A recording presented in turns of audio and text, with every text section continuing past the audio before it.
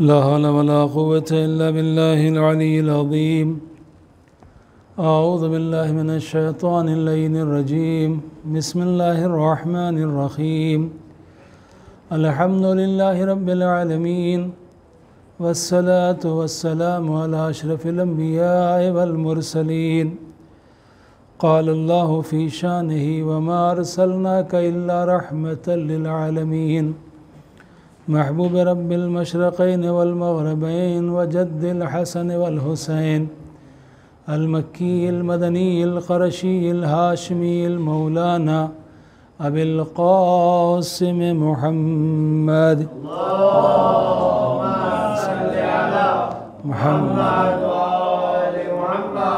व आलिहि तय्यबीन अत्ताहिरीन अल मासूमीन अल मज़लूमीन वलअनतुल्लाहि अला अअदाइहिम व गासिबि हुकूक़िहिम व मुनकिरि फ़ज़ाइलिहिम व अज़मतिहिम अजमईन।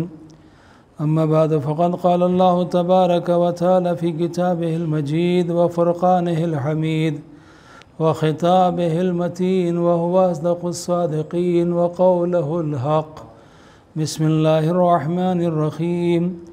वल अस्र इन्नल इंसान लफ़ी ख़ुस्र इल्लल्लज़ीना आमनू व अमिलुस्सालिहात व तवासौ बिल हक़्क़ि व तवासौ बिस्सब्र।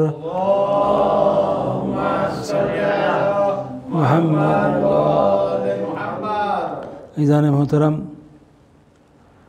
अल्लाह सुब्हानहु व तआला जिसने एक बेहतरीन शाहकार जो अहकाम की शक्ल में था वो दुनिया के सामने पेश किया हिदायत के लिए, गाइडेंस के लिए, और उसका नाम है कुरान।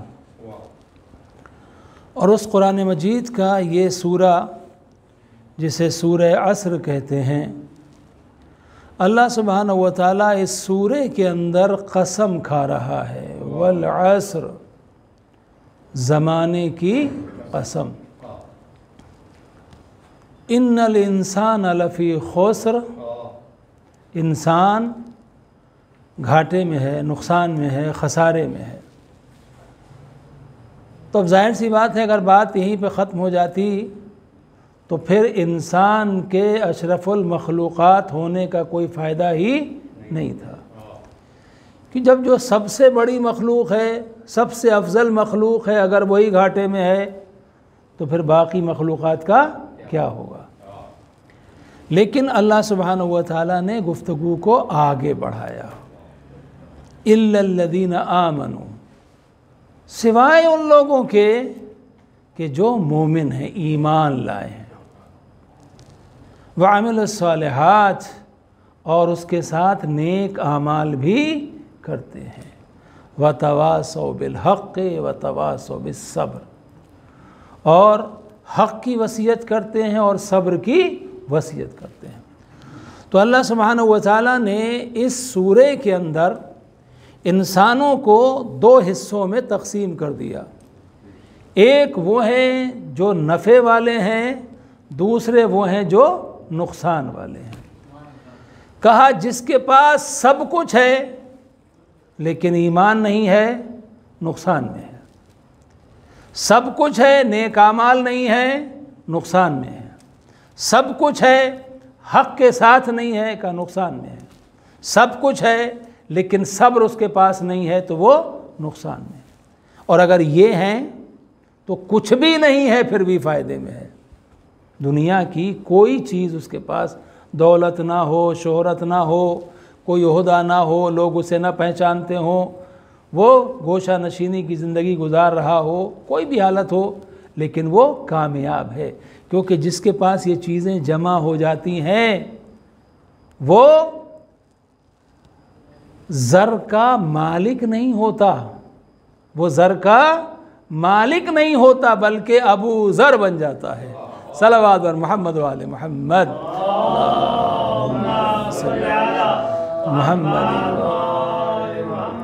तो इज़ान मोहतरम, अभी हम गुफ्तगू को आगे बढ़ाएं तो बात शुरू करते हैं ईमान के ऊपर।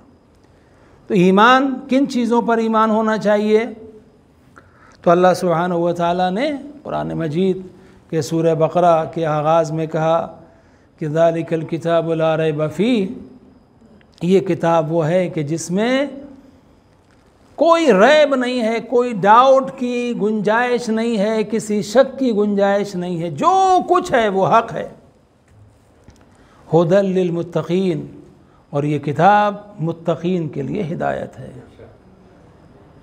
कौन से? अल्लज़ीना युमिनूना बिल गैब, वो मोमिन के जो गैब के ऊपर ईमान रखते हैं। यानी मोमिनीन में भी अब शर्त है, पहले मुत्तक़ीन, फिर मुत्तक़ीन कौन से? जो मोमिनीन। मोमिनीन कौन से? जो गैब के ऊपर ईमान रखते हैं। व यक़ीमून अस्सलाह, और वो नमाज़ों में पाबंदी करते हैं, नमाज़ों को कायम करते हैं।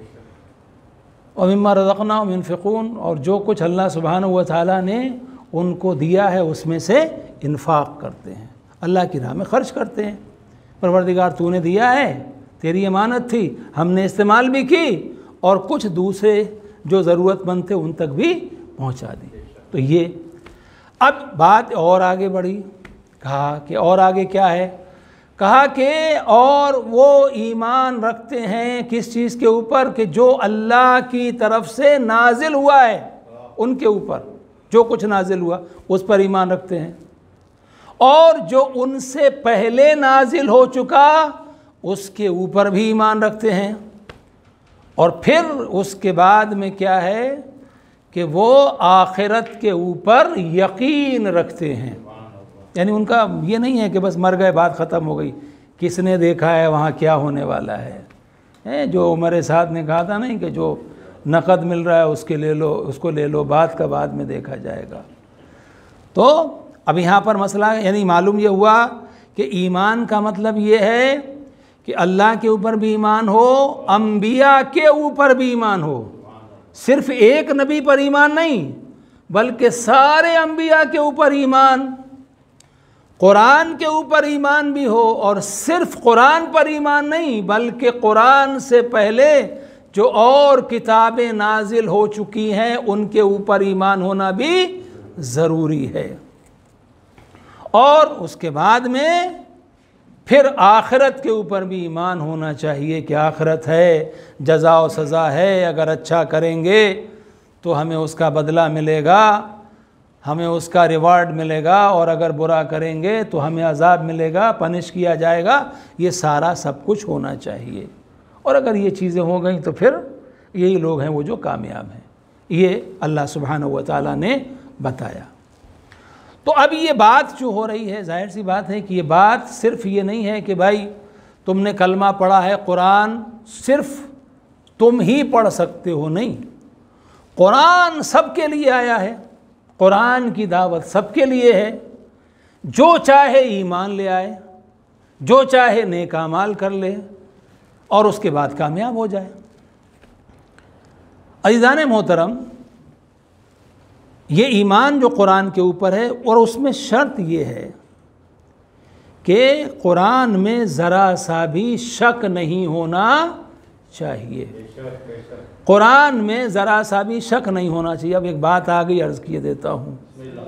अल्लाह ने कुरान के लिए, कुरान में की खूबी ये बताई है कि ला रैब फ़ीह, इसमें ज़र्रा बराबर भी कोई शक और शुबहे की गुंजाइश नहीं है। तो कुरान वो है जिसमें ज़र्रा बराबर शक की गुंजाइश नहीं है। तो जो नबी कुरान लेकर आया है, जो नबी कुरान लेकर आया है उसकी शान तो और आला है, उस नबी के ऊपर शक करने की गुंजाइश कैसे हो सकती है? सल्लल्लाहु अलैहि मोहम्मद व आले मोहम्मद, मोहम्मद, अल्लाहु अकबर, या रसूल अल्लाह, या लानत बेशुमार, मोहम्मद व आले मोहम्मद सल्लल्लाहु, अल्लाहुम्मा सल्ली अला मोहम्मद। अब ये बात मेरे अभी जहन में एक बात आ गई, तो बच्चों को मैं बिल्कुल आसान लफ्ज़ों में एक बात पहुंचा रहा हूं बिल्कुल आसान लफ्ज़ों में कि भाई कुरान बेरैब क्यों है? अगर कुरान में कोई शक की ज़रा सी गुंजाइश भी हो जाए तो फिर पूरा कुरान डाउटफुल हो जाएगा। फिर कहीं पर भी आप उससे हिदायत हासिल पता नहीं, ये आयत सही है, ये गलत है, ये सही है, ये गलत है, ये सही है, ये गलत है। लिहाजा पूरे कुरान में कहीं पर भी ज़रा से शक की गुंजाइश नहीं है। तो अब जाहिर सी बात है कि जब किताब ऐसी है कि जिसमें कोई रैब नहीं है तो उसका मुअल्लिम भी वो होना चाहिए जिसमें कोई ऐब ना हो, और जिसमें कोई ऐब ना हो उसी को मासूम कहते हैं। सलावत बर मोहम्मद वाले मोहम्मद।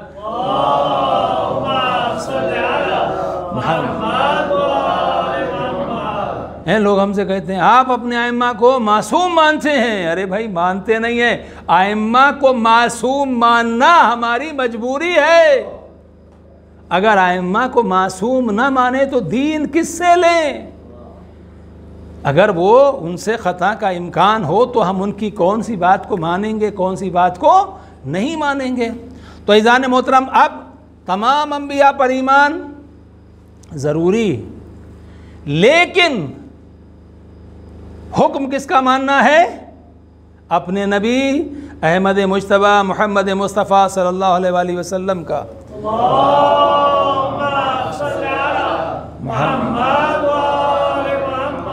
तमाम किताबों पर ईमान रखना ज़रूरी, मगर बात किसकी मानेंगे? कुरान की।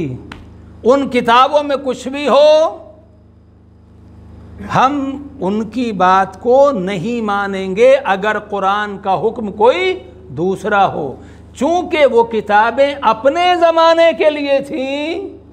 कुरान क़यामत तक के लिए है, हमेशा के लिए है, और इसमें कोई तब्दीली, कोई तगय्युर नहीं हो सकता है।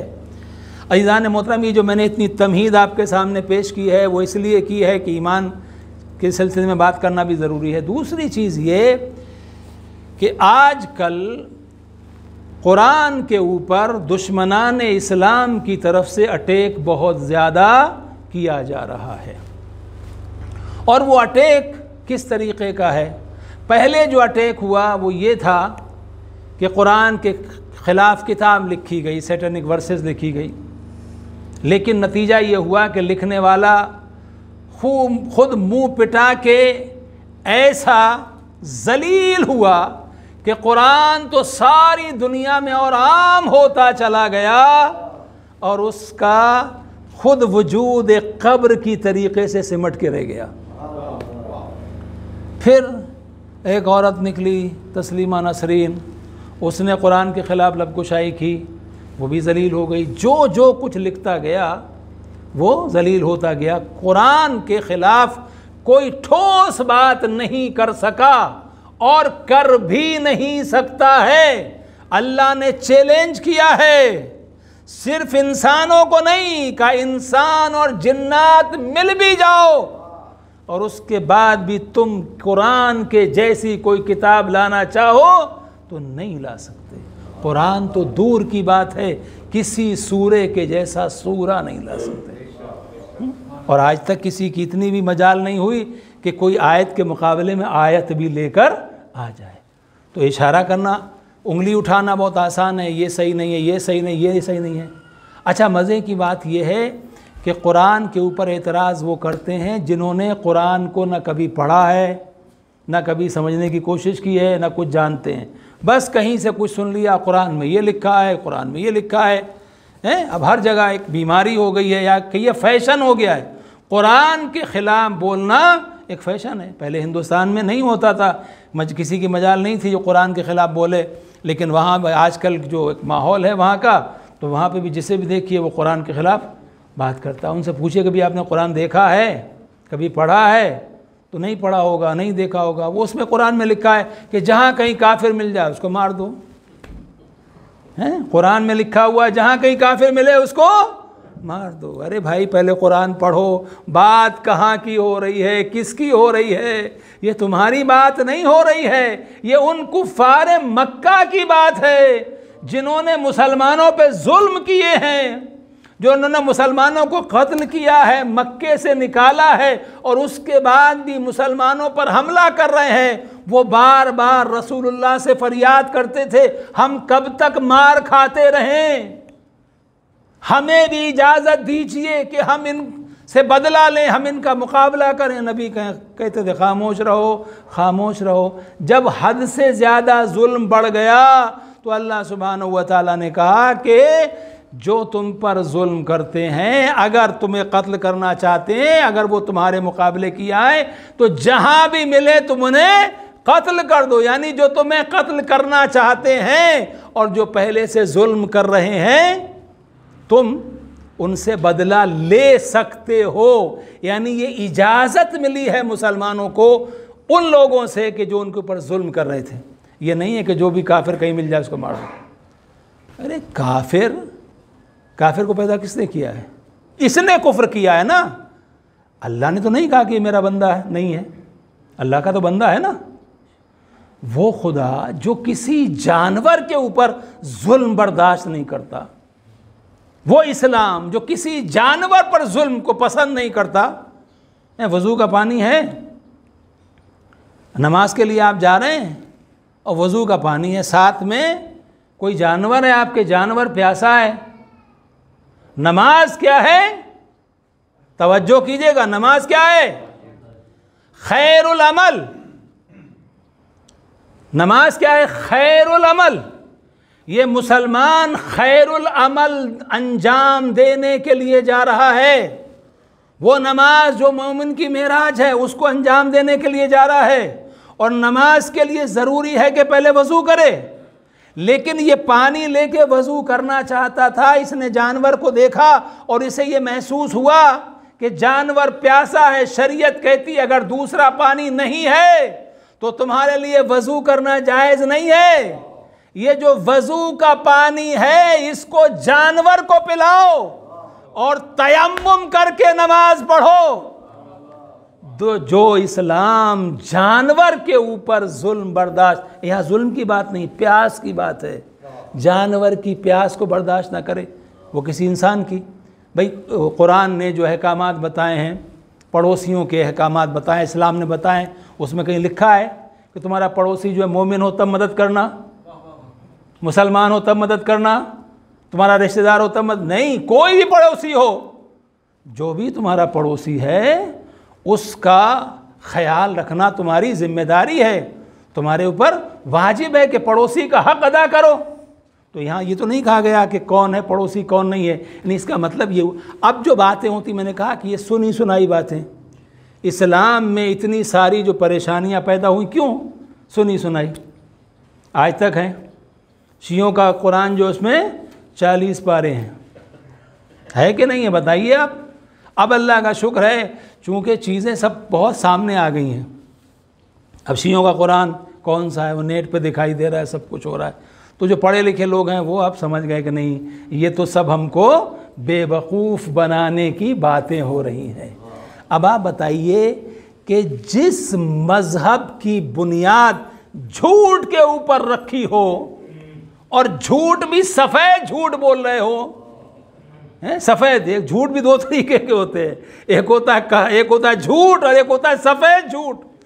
यानी एक झूठ वो है कि जो आपकी समझ में आ सकता है कि शायद ऐसा हो, और सफ़ेद झूठ कौन सा है कि जो बिल्कुल सामने दिखाई दे रहा हो कि ये झूठ बोल रहा है। मिसाल के तौर पर अभी रात है, हमको अंधेरा दिखाई दे रहा है, और कोई कहे कि नहीं दिन है, सूरज निकला हुआ है, तो लोग बोलेंगे सफ़ेद झूठ क्यों बोल रहा है? तो का कुरान में कितने, शियों के कुरान में कितने पारे हैं? 40 पारे हैं। शिया को ये नहीं मानते, शिया वो। अब बहरहाल मैं चूँकि दूसरी बात अर्ज़ करना चाहता हूँ तो मैं इसको छोड़ रहा हूँ इन सारी चीज़ों को। तो ये सब किया गया, प्रोपेगेंडा किया गया। ये किसने किया?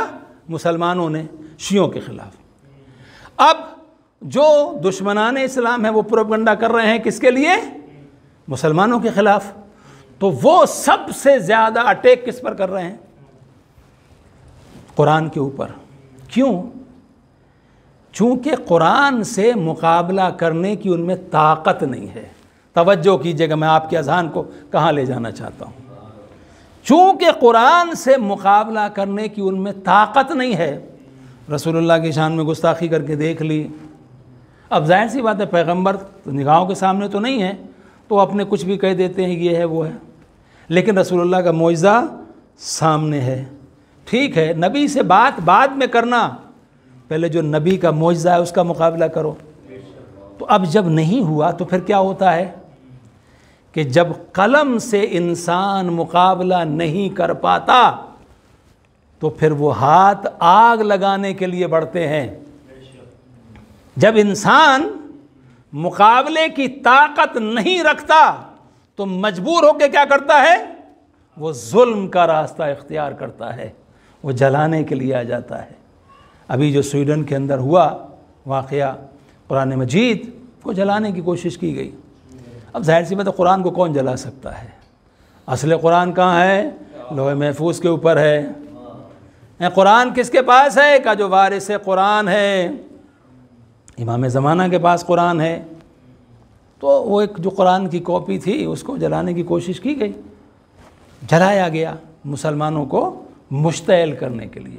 हम कहते भाई, अगर कुरान में तुम्हें लगता है कि कोई चीज़ गलत है तो बताओ, उसके खिलाफ आप किताब लिखो। ये जला क्यों रहे हो? ये जलाना बता रहा है कि तुम्हारे पास कुरान का जवाब नहीं है। अब आप एक बात को याद रखिए, कुरान और अहले बैत दोनों एक हैं। अगर कोई कुरान को जलाता है तो ये बता देता है कि हम कुरान का मुकाबला कर नहीं सकते, इसलिए मिटाना चाहते हैं। कोई अहले बैत पर हमला करता है तो हमला करके बता रहा है हम इनका मुकाबला नहीं कर सकते, इसलिए घर में आग लगा रहे हैं। हम इस पर भी लानत करते हैं, उस पर भी लानत करते हैं। सलावत बर मोहम्मद व आले मोहम्मद।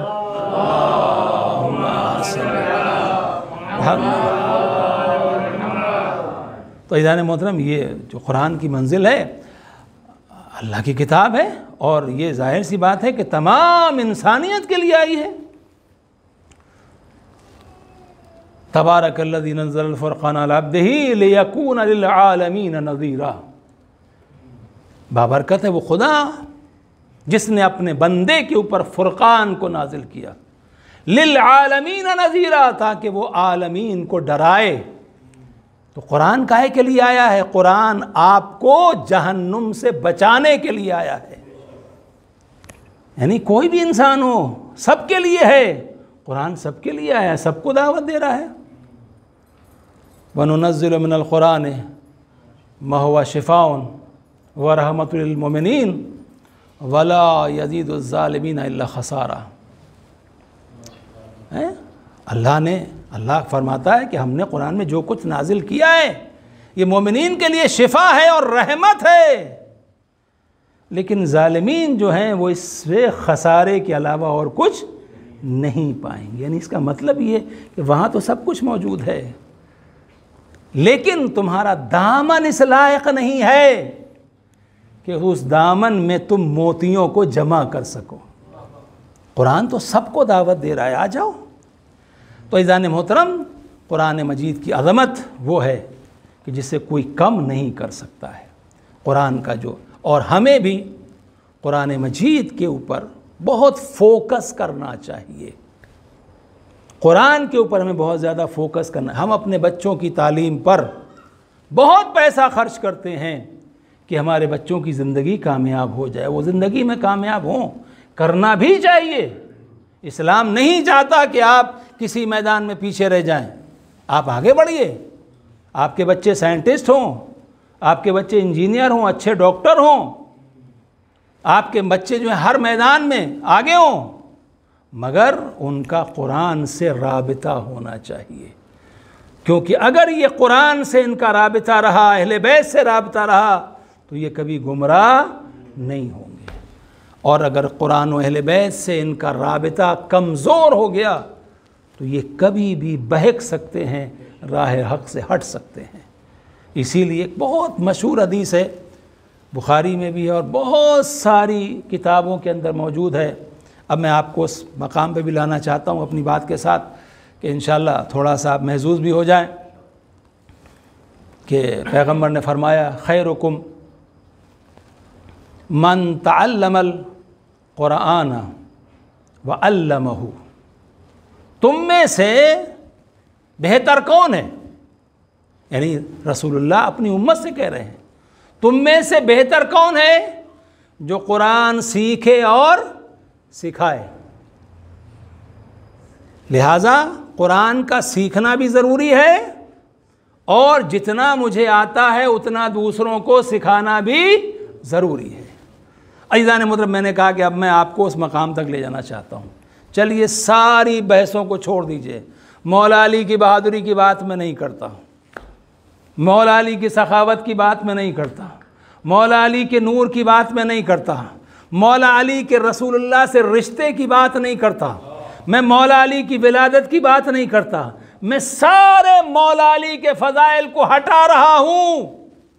सिर्फ एक हदीस पैगंबर आपके सामने पेश कर रहा हूँ। खैरुकुम, तुम में से बेहतर कौन है, मन तअल्लमल कुरान व अल्लमहु, कि जो कुरान सीखे और सिखाए। ठीक है ना। तो मालूम ये हुआ कि जिसके पास सबसे ज़्यादा इल्म कुरान हो और जिसने सबसे ज़्यादा कुरान सिखाया हो वो सबसे अफजल है, उसके बराबर कोई नहीं है। अब मुझे दुनिया में कोई अली जैसा कुरान का आलिम बता दो। दुनिया में जिसने भी कुरान सीखा है आने के बाद सीखा है, अली वो हैं कि जब अल्लाह के घर से बाहर आ रहे हैं, नबी के हाथों पे आते ही कुरान को पढ़ के बता रहे हैं। आके सीखने वाले और होते हैं, सिखाने वाले और होते हैं। सलावत बर मोहम्मद वाले मोहम्मद मोहम्मद।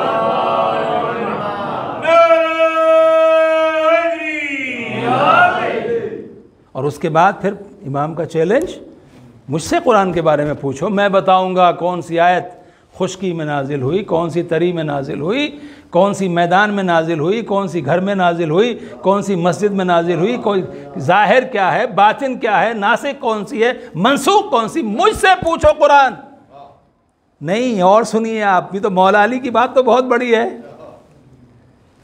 सबसे बड़े यानी आम मुसलमान जो कहते हैं कि तफसीर का जो इल्म है, कुरान की तफसीर का, तो कहा कि इब्न अब्बास जो हैं वो इमाम हैं, इमाम वल मुफस्सिरीन हैं।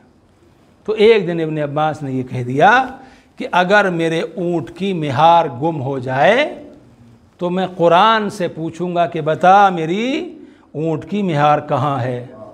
तो किसी ने पूछा कि अरे आप ऐसी बात कह रहे हैं, कुरान कहीं बोल सकता है? कुरान बोलता थोड़ी है। कुरान क्या बताएगा कि तुम्हारे ऊँट की मिहार कहाँ है? इब्न अब्बास ने कहा नहीं, तुझे मालूम नहीं है, मैंने कुरान तेरे जैसे से नहीं, अली इब्न अबी तालिब से सीखा है। यानी जो अली का शागिर्द हो वो ये कह रहा है कि अगर मिहार गुम हो जाए तो मैं कुरान से पूछूंगा बता कहाँ है ऊँट की मिहार। और फिर ये कौन है? इमामुल मुफस्सिरीन। लेकिन और आगे बढ़िए, जनाब मीसम तम्मार, मीसम तम्मार ने अब्दुल्ला इब्न अब्बास से कहा आओ मैं तुम्हें कुरान सिखाता हूँ, आओ मैं तुम्हें कुरान सिखाता हूँ, मैं तुम्हें कुरान के वो रुमूज़ सिखाऊंगा, वो तुम्हें कुरान के वो सीक्रेट सुनाऊंगा, बताऊंगा जो तुमने कभी सुने नहीं होंगे। अब्दुल्ला इब्न अब्बास कह सकते थे मैं इतना बड़ा आलिम कुरान, तुम मुझसे कह रहे हो? उन्हीं से कहा जल्दी से लिख ले जो ये बता रहे हैं। क्यों? इसलिए कि वो भी शागिर्द थे, मीसम भी शागिर्द थे, वो आम शागिर्द थे, मीसम खास शागिर्द थे। वो मौला अली अलैहि सलाम के खास शागिर्द थे जिनका नाम था मीसम तम्मार। तो ठीक है, बाप की शान क्या है कि उन्होंने पैदा होने के बाद जब खाने काबा से बाहर आए, रसूल के हाथों पे आए, कुरान की तिलावत की, सूरह मोमिनून की तिलावत की, कुछ आयतें पढ़ी कुरान की, तो बाप ने कुरान पढ़ा विलादत के बाद, बेटे ने कुरान पढ़ा शहादत के बाद। तवज्जो कीजिए मैं क्या अर्ज कर रहा हूं, बाप ने कुरान पढ़ा विलादत के बाद, बेटे ने कुरान पढ़ा शहादत के बाद। ना वैसा कोई कारी मिलेगा ना ऐसा कोई कारी मिलेगा। यानी बताना चाहते हैं कि देखो हम वो हैं अहले बैत जिनके लिए नबी ने कहा था दो छोड़ के जा रहा हूं। हम वो हैं जब पैदा होते हैं तो कुरान पढ़ते हुए आते हैं, दुनिया से चले जाते हैं, उसके बाद भी कुरान पढ़ते रहते हैं। यानी बता रहे हैं ना कुरान कल हमसे जुदा था ना हमसे आज जुदा है, कुरान कभी हमसे जुदा हो ही नहीं सकता है कि नहीं है? जिस्म कहाँ है? करबला की सरजमीन पे। सर हुसैन कहाँ है? कूफे में। और नोके नेज़ा से सूरह कहफ की तिलावत हो रही है, सूरह कहफ की तिलावत नोके नेज़ा से सर मजलूम करबला कर रहा है। बता रहे हैं देखो अगर तुम बात करना चाहते हो तो फिर ले आओ कोई ऐसा आलिम कुरान, ले आओ कोई ऐसा हाफिज कुरान, वो उसी वक्त तक तिलावत करता है जब तक जाग रहा हो। मौत तो बात की बात है, अगर हाफिज सो जाए तो कुरान नहीं पढ़ सकता। तवज्जो कीजिएगा, अगर हाफिज कुरान सो जाए तो कुरान नहीं पढ़ सकता। इमाम शहीद भी हो जाए उसके बाद भी कुरान पढ़ता है। और इज़ान मोहतरम बस मैं आपकी ज़हमत को तमाम कर रहा हूँ। एक बात याद रखिएगा कि अपने घर का माहौल बनाइए, कुरान को रोज़ाना पढ़िए, थोड़ा पढ़िए, भले ही टाइम नहीं है आपके पास, आप एक पारा नहीं पढ़ सकते, निस्फ नहीं पढ़ सकते, रुबो नहीं पढ़ सकते, एक रुकू एक मकरा पढ़ सकते, उतना पढ़िए, कुरान पढ़िए, अपने घरों को ज़िंदा रखिए। अपने घरों की ज़िंदगी की अलामत है जहाँ कुरान की तिलावत होती है। और आजकल तो आसानी है कि अगर जब हम नहीं भी पढ़ रहे हैं, हम किसी काम में मसरूफ़ हैं, तो तिलावत कुरान को लगा दीजिए, सुनते रहिए, इसका भी असर होता है, इसका असर होता है।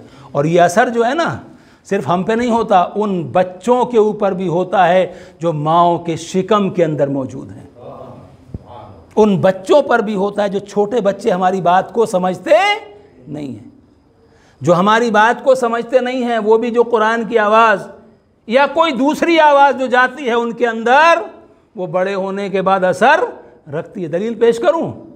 हर एक कहेगा हाँ।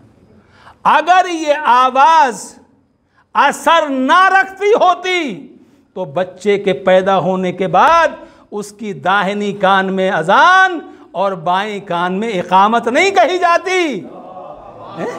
तवज्जो है ना? ये अजान और इकामत कहना बता रहा है कि जो इसके अंदर जा रहा है वो असर रख रहा है। तवज्जो है ना आपकी? अब हमने क्या कहा अजान में? अशहदु अल्ला इलाहा इल्लल्लाह, अशहदु अन्ना मुहम्मदर रसूलुल्लाह, अशहदु अन्ना अलीयुम वलीउल्लाह। ठीक है ना? बहुत तवज्जो कीजिएगा, याद रखिएगा। इंशाअल्लाह जो जुमला अर्ज करने जा रहा हूँ परवरदिगार आलम के फजल करम से अभी थोड़ी देर पहले ही अता हुई और आप तक पहुँचा रहा हूँ। तो जब बच्चा पैदा हुआ तो क्या सिखाया? अल्लाह की तौहीद को ना भूलना, मोहम्मद की नबूवत को ना भूलना, अली की विलायत को ना भूलना।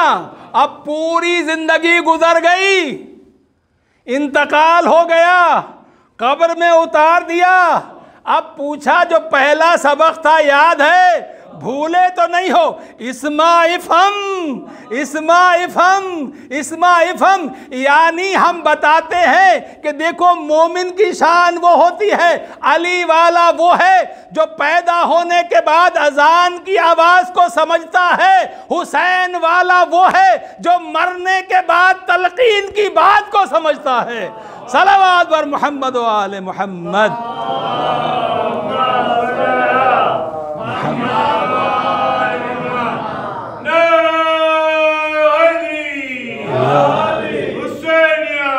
जिंदाबाद मुर्दाबाद। तो ईज़ान मोहतरम, ये है अहले बैत अलैहिस्सलाम की मोहब्बत का नतीजा कि आम मुर्दा मरने के बाद भी उससे कहा जा रहा है इस्मा फम, तेरी किताब क्या है, तेरा दीन क्या है, तेरा नबी कौन है, तेरे इमाम कौन है, तमाम आइम्मा के नाम बताए जाते हैं उसको।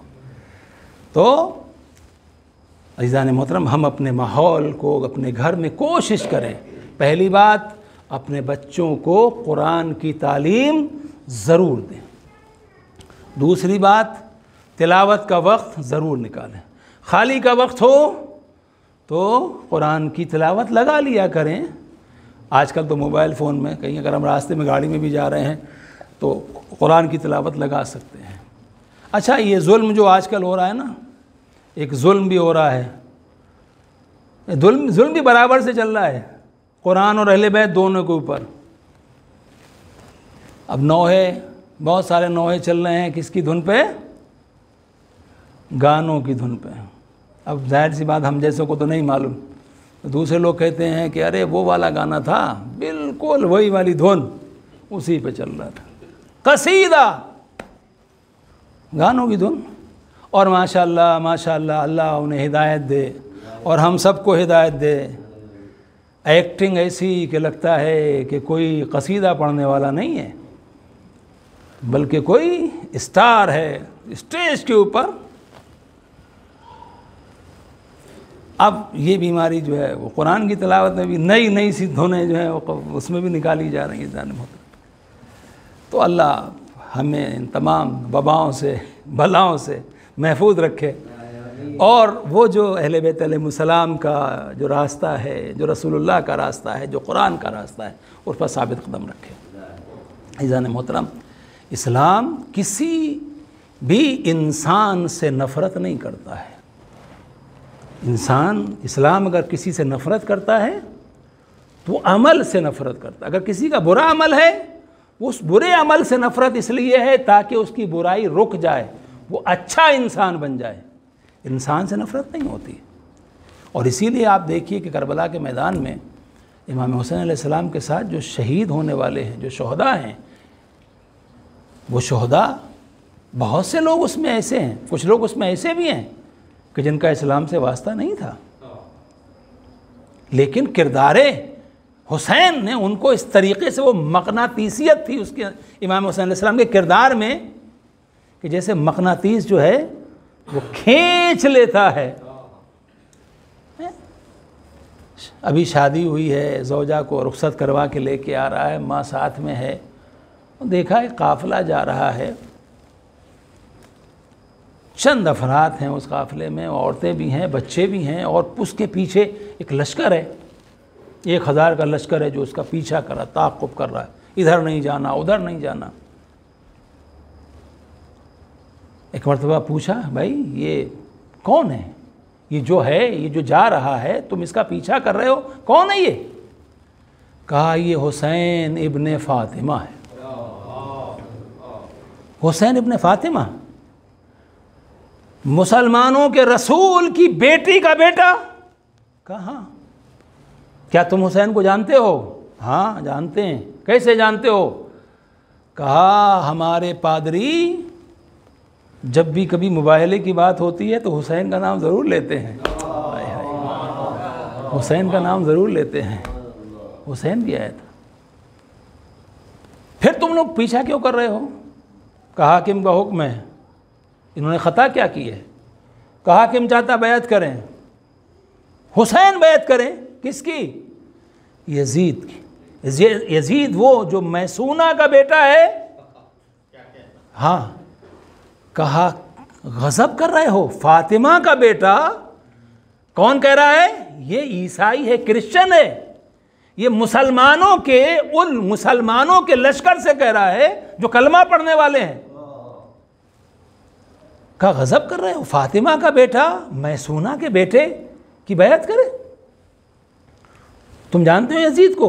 कहा हमारे यहाँ अगर यजीद से कहा जाए कि किसी चर्च के बाहर तुम सफाई का काम करो, जारोब कशी करो, झाड़ू लगाओ, हम उसको भी कबूल नहीं करेंगे। तुम खलीफा बनाने की बात कर रहे हो? ऐसे यजीद की बैत तुम हुसैन इब्ने अली से, हुसैन इब्ने फातिमा से मांग रहे हो? उसके बाद माँ के पास आया, माँ से कहा अम्मा ये फातिमा ज़हरा का बेटा है, ये मुसलमानों के रसूल का नवासा है। कहा फिर ये जो लोग इसका पीछा कर रहे हैं ये कौन है? कहा ये रसूल का कलमा पढ़ने वाले हैं। इतना सुनना था। माँ ने कहा बेटा 3 दिन से ख्वाब देख रही थी लेकिन ताबीर समझ में नहीं आ रही थी, अब तूने बयान किया ताबीर समझ में आ गई। कौन सा ख्वाब? का ख्वाब बाद में होगा, पहले चलो इमाम हुसैन के पास चलते हैं। एक मरतबा वहब ने कहा अम्मा आप जानती हैं हम क्रिश्चियन हैं, हम ईसाई हैं, वो मुसलमान हैं, वो हमारे आने को पसंद नहीं करेंगे।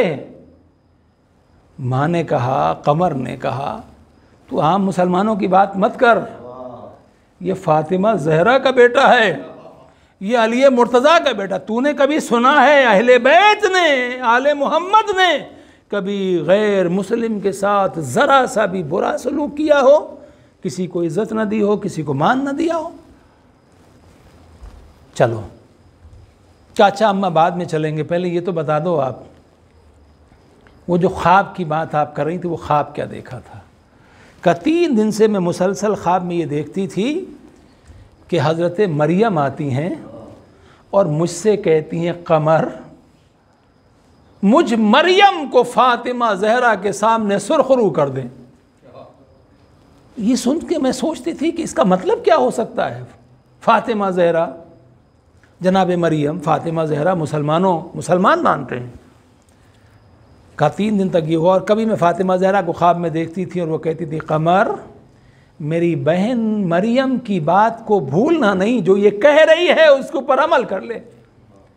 का बात समझ में नहीं आ रही थी, अब बात समझ में आ गई। गए इमाम की खुदमत में पहुँचे। रवायत कहती है कि इमाम ने जैसे ही वहब को देखा तो इमाम के लबों में मुस्कुराहट आई। कहा वहब माँ का ख्वाब सुन के आ गए? का मौला आपको मालूम है?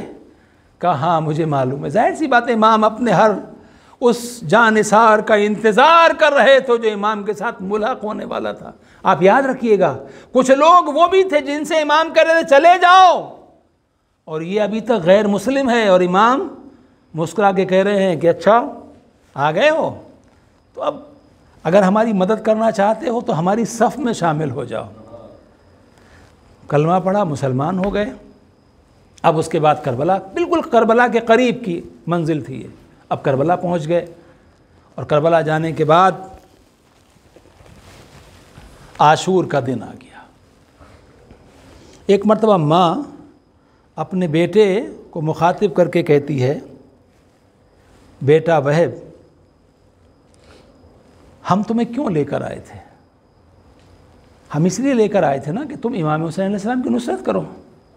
बेटा जाओ, इमाम के अंसार शहीद हो रहे हैं, तुम भी जाके अपनी जान को कुर्बान कर दो मौला हुसैन पर। वहब ने सुना, इजाज़त ली, मैदान में गए, जंग की, बहुत सारे मलाइइन को कत्ल किया। और उसके बाद जब ज़ख्मी हो गए और जिस्म से खून बहने लगा, जगह जगह से खून बह रहा था, तो खुशी की वजह से आए और आने के बाद माँ से कहा अम्मा ज़रा मेरी तरफ देखिए। माँ ने देखा बेटे के जिस्म से खून बह रहा है, पूछते अम्मा अब तो आप राज़ी हो गई, अब तो आप खुश हो गई? अल्लाह अकबर, मेरा सलाम हो मादर वहब के ऊपर। कौन माँ है जो ये कह सकती है? ये करबला की माँ है जिन पर हमारी जानें कुर्बान हो जाएं। कहती बेटा खून तो बह रहा है लेकिन मैं खुश कैसे हो सकती हूँ? मैं खुश जभी तो हो सकती हूँ जब जनाब मरियम से सुरखरू हो जाऊँ, और सुरखरू जब होंगी कि जब तू अपनी जान को मौला हुसैन पर कुर्बान कर देगा। भाई इतना सुनना था। वहब ने कहा अम्मा मैं तो आपको आखिरी सलाम करने के लिए आया था, मैं जा रहा हूँ। ये बात हो रही थी जनाब वहब की ज़ौजा जो 17 दिन की शादी अभी हुए थे, शादी को वो आगे बढ़ी। बढ़ने के बाद जनाब वहब को रोका, कहा वहब न जाओ। इतना सुनना था। वहब ने कहा देख मेरे रास्ते को छोड़ दे वरना मैं तुझे तलाक़ दे दूँगा, मगर मौला हुसैन अलैहिस्सलाम की नुसरत से पीछे नहीं हटूँगा। उसने कहा मैं मैदान में जाने से कहाँ रोक रही हूँ, मेरी कुछ बात सुनते जाओ। कहा क्या बात करना चाहती है? कहा मुझे मौला हुसैन अलैहिस्सलाम के पास लेके चलो, मैं मौला हुसैन अलैहिस्सलाम से कुछ गुफ्तगू करना चाहती हूँ। वहब लेके चले, इमाम हुसैन की खिदमत में पहुँचे, कहा मौला ये कुछ आपसे कहना चाहती है। इमाम ने कहा बोल ज़ौज वहब क्या कहना चाहती है? कहा मौला पहली बात तो ये है कि वहब शहीद हो जाएंगे, ये जन्नत में चले जाएंगे। वहब से कह दीजिए कि मुझे जन्नत में लिए बग़ैर ना जाएं। अल्लाह अकबर। किससे कह रही ज़ौज वहब? वो जो सैयद शबाब अहलिल जन्ना है, जो जन्नत के जवानों का सरदार है। शायद मौला हुसैन ने कहा होगा ज़ौज वहब घबराती क्यों है? मैं हुसैन तो इससे वादा करता हूँ तुझे जन्नत में लेके जाऊँगा। उसके बाद में कहा मौला एक गुजारिश आपसे है। कहा कौन सी गुजारिश है, क्या कहना चाहती है? कहा मौला वहब शहीद हो जाएंगे, मैं बेवा हो जाऊंगी, मेरा कोई यहाँ वाली और वारिस नहीं है। मौला मुझे अपने अहले बैत में भेज दीजिए, अपने घर वालों के साथ भेज दीजिए, ताकि वहब की शहादत के बाद मेरा पर्दा बाकी रह जाए। इतना सुनना था, इमाम की आंखों से आंसू जारी हो गए।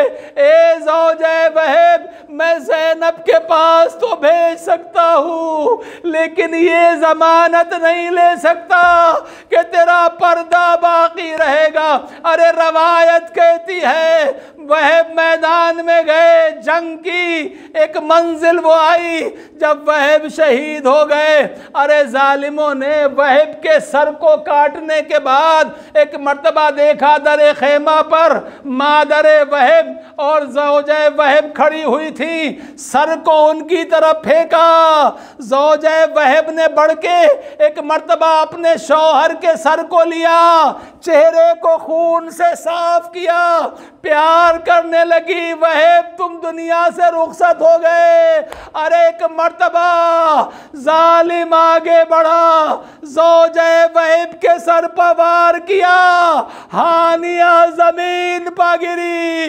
अस्सलामु अलैका या अबा अब्दुल्लाह। ए मौला हुसैन, वहब के साथ मैं भी दुनिया से रुखसत हूँ।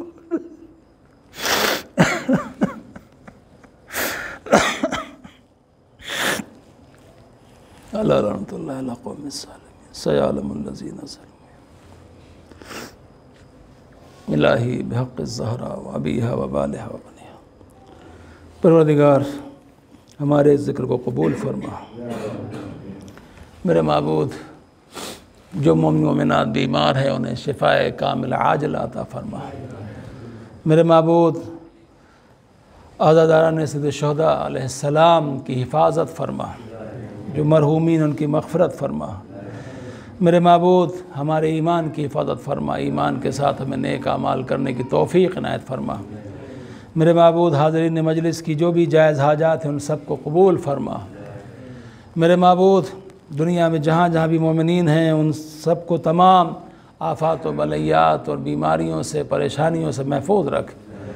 ए मेरे माबूद, हम सब को दुनिया में ज़ियारत मौला हुसैन और आखिरत में शफ़ात मौला हुसैन अलैहिस्सलाम नसीब फरमा। ए मेरे माबूद, हमारे इमाम के ज़हूर में ताजील फरमा और हमें इमाम अलैहिस्सलाम के आवान व अंसार में शुमार फरमा। मातम हुसैन।